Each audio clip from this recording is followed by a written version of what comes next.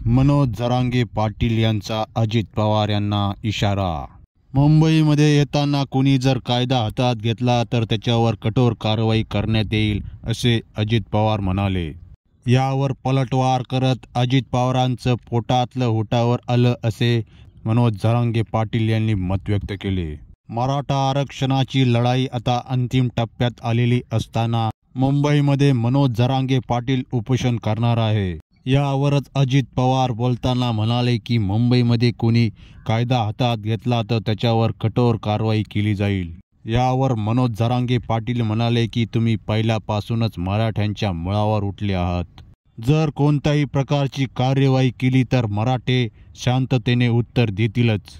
अजित पवार हे अपघाताने सरकारमध्ये आलेले आहेत, त्यामुळे मी त्यांना सरकार मानतच नाही असे मनोज जरांगे पाटील म्हणाले।